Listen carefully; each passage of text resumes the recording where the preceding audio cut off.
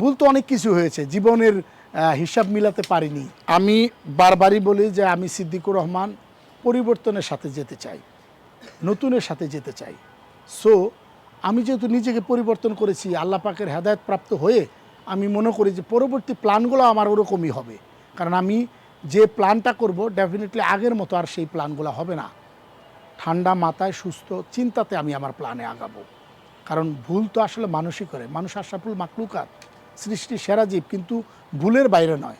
যেহেতু আমার লাইফে ভুল হয়ে গেছে, আমি মনে করি যে সেই জায়গাটা যেন আর কখনো ব্যাগ না করি। কি ভুল হয়েছে? ভুল তো অনেক কিছু হয়েছে, জীবনের হিসাব মিলাতে পারিনি।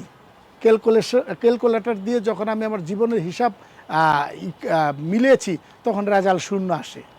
তো শূন্য আসা মানেই তো তাহলে শূন্য থেকে শুরু করি, তাহলে এই শূন্য থেকে শুরু করার চিন্তা করতে ভুল তো আছে, অনেক কিছু আছে না। হতে পারে আমার ফ্যামিলি ক্রাইসিস মোমেন্ট হয়েছে, সেই জায়গায় আমার ভুল আছে। হতে পারে আমি যে পরবর্তীতে নাট্যকার অভিনেতা নির্মাতা সিদ্দিকুর রহমানের জায়গাটা ধরে রাখিনি, সেই ভুলটা হতে পারে। আমি যে জায়গায় দাঁড়িয়েছিলাম সেই জায়গাটা আমার জন্য ঠিক ছিল না, না হলে আমি একটা ধাক্কা খেলাম কেন জীবনে।